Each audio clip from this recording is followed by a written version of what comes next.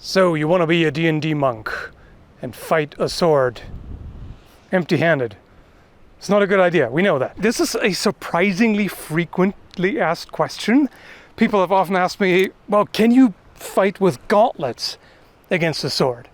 I'm assuming the idea is whenever you point out that unarmed against a weapon you're screwed, then they're thinking, yeah, but what if you have armored hands, then you can box and stuff, right? Yeah, let's talk about it. First, let me show you something cool from Viking Jewelry. They sponsored the video and sent me this shirt here. It's got Odin on it with his two ravens. And I really like this depiction of Odin a lot more than some of the other stuff that's out there, you know, with a silly horned or winged helmet. This here with the hat and the clothing's a lot closer to the description of Odin in Old Norse texts. Viking also has a lot of other neat stuff. Rings, bracelets, earrings, etc. made of bronze, gold, silver. A lot of interesting, well-made designs. The shirt feels very comfortable. Seems like a high-quality print. So check it out. There's going to be a discount code in the link down below in the description. First off, gauntlets have one issue that's relevant here. They do not protect the inside of your hand. You just can't.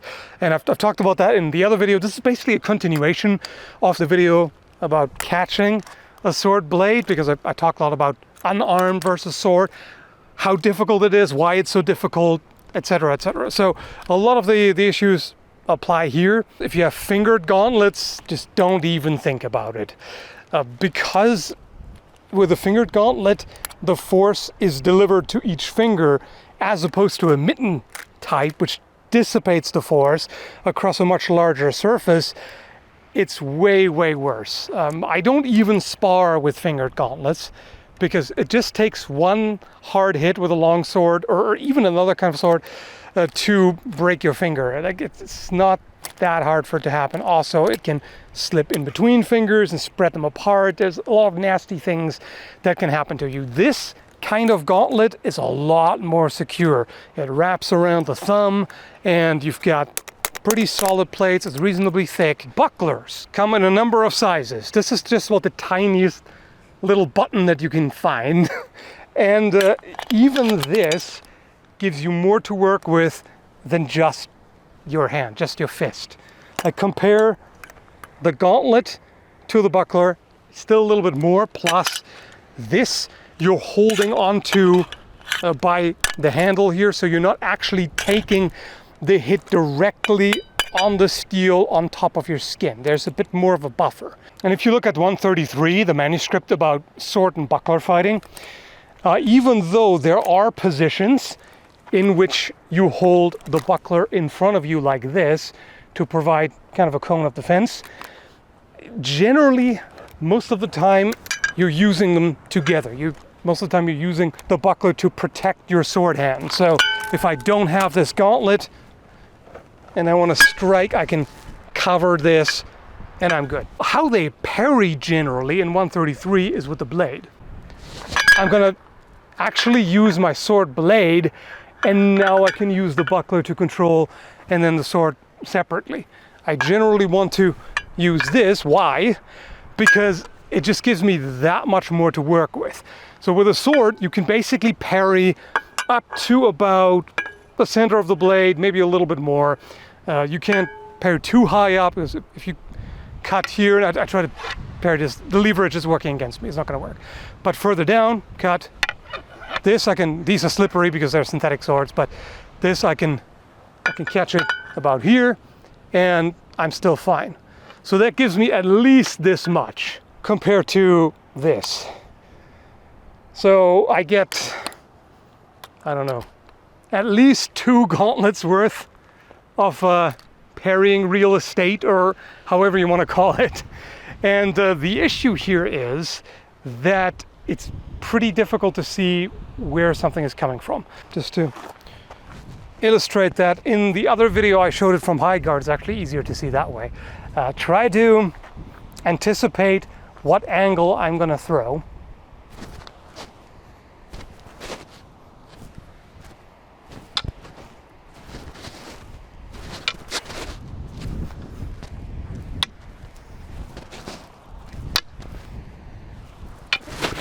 from here I can do a lot of angles, and it looks the same in the beginning. It's always going to be this, and then either it goes like this, or it goes like that, or like that. It's not easy to see it coming. This is why you need training in order to be a halfway decent swordsman. Makes sense, right? So the more you have to work with, the better, because you have more margin for error. If let's say I anticipate a 45-degree cut from that side, I meet it, and then it's actually a horizontal. So I need to adjust, otherwise I get cut in the hand. In order to do that, I still have this much to work with.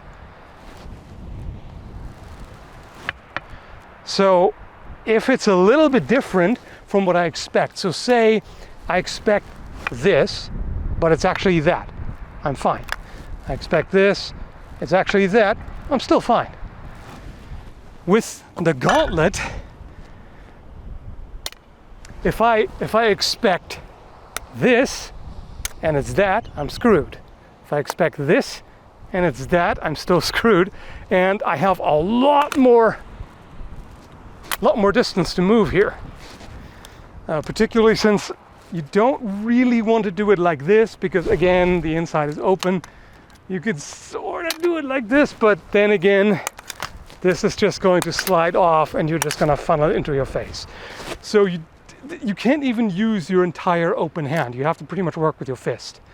So in this case, I've got this hourglass cuff, which is good. So I can catch it here as well. But this is it. This is what I've got to work with. And any misadjustment or misestimation, whatever, any wrong reaction is going to get me screwed. However, what if we combine it with more armor? Any kind of vambrace and elbow guard. Now I have a lot more to work with. Now I have this, which is really much more akin to a sword. Pretty much this is what I've got. So this makes more sense. So if I catch it like that, I'm okay. If I catch it here, I'm still okay. And I can try to kind of make it slide off. That's fine. However, there's still a bit of a difference. If I do it with a sword, there's just a little more clearance here, because I'm not here. This is where I would be with the gauntlet. I'm here. Plus, if the cut comes from that side, I can parry it here, meet it pretty early, even if it's not that early, as long as I'm displacing it far enough off to the side. This messer here is actually an even better example, because if I mess something up and the cut comes in lower than I expect, I might actually catch it on the grip, which is something I've seen in sparring. That's happened a couple of times where someone, not deliberately, they were trying to parry with a blade, but it ended up on the grip and they were safe because of that. So there's just that much more to work with here. Not to mention that you're just further away. If I want to cut you, if I want to cut you with the blade, this is the distance that I'm going to be. It's not happening. In order to punch you properly, I need to be here, which is really close. At this point, we would definitely be grappling. And that's generally not what you want, unless it's what you want because you're particularly good at grappling and strong and what have you. This is not the longest blade. So you can have a lot more reach, of course, than this, and would be much further away. So the advantage of being further away is you have more time to react. Because if I'm over here out of measure and I want to cut you, I have to step in and you see it, you have more of a chance. If I'm already here and now we're fighting, this is typically where grappling happens, because, and binding and winding, because otherwise this is too fast. Like if I'm here and I just quickly dip down or slice, there's so many things you can do that are just, because it's nothing but an arm action. You don't need to move your body to do it, you just do it with the arm. Everything is faster, it's way more dangerous. If I manage, let's say you just throw like a clumsy overswing or whatever, and I manage to get in. Okay, this is great, of course, because now I can control the sword and I can pummel you and whatever. This is good. But getting here, that's the problem. Let's say the roles are reversed and you want to get into my measure, because we're not going to start here usually. Unless it's an assassination attempt out of the blue, we're going to start here. Try to get me.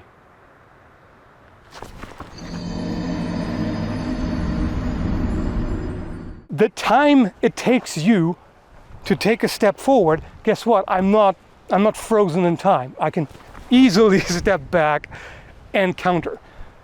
A lot of the time when you see unarmed or super short weapon versus a longer weapon, and they demonstrate to make it look like it works, it's typically that the person with the longer weapon is kind of frozen in place. They don't move.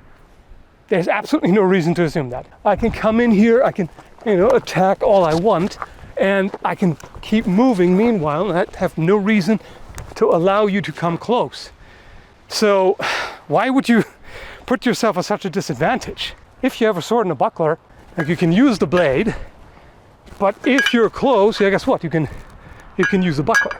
This is the same as a gauntlet. I mean, better, because you're punching with the rim of the shield, which concentrates the force on a smaller surface. So you can still absolutely do that with a sword. I mean, you can still punch with your bare hand. You can grapple. You can strike with the guard. You can do all kinds of things. So there's really no reason why you would want to just box a swordsman with gauntlets. Absolutely none. If I've literally just been disarmed or whatever, and I have to, okay, yeah, now, all right, now I'm gonna have to figure something out. This is really just emergency, if this is literally all I've got. My sword just fell down, and I gotta and even then it's really hard.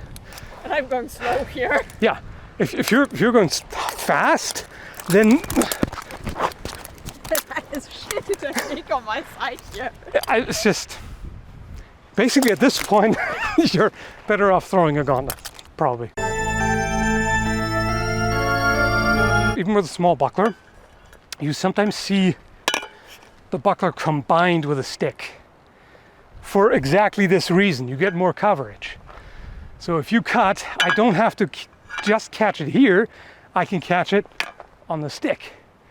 Again, I can't catch it on the outer ends because then it's gonna blow through, but I just have more here. I don't have to worry as much about it. Plus, I can wind with the stick. You can do the same thing with a dagger, things like that. Or a gauntlet for that matter. Yes, exactly. If you have a gauntlet and a stick, yeah, guess what? You can still catch stuff on your gauntlet, which is nice because now you don't have to worry about catching it too low. But you can also use this.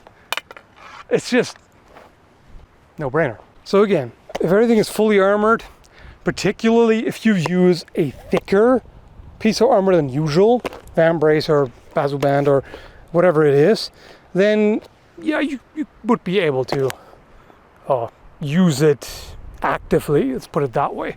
A lot of armor is really not designed to deliberately catch a full-powered strike. It's going to dent. But if you make it extra thick and accept that it's going to be more exhausting to use around because it's heavier, then yes, you can do stuff like that, sure. But why not use a weapon? So essentially at that point we're talking style points. Like if you're so concerned with looking extra cool, badass, doesn't even need a weapon, that kind of deal. Yeah, could you make it work with specialized training and the right equipment? Yes. Is it harder than sword fighting? Yes, definitely. So do with that what you will. Hope you found it entertaining. Thanks for watching and have a good one, folks. All right, listen up, D&D monks. If you want to fight barehanded against a sword, actually you're kind of screwed, don't do it. But in D&D you have powers and stuff. Never mind. That's a great intro, isn't it?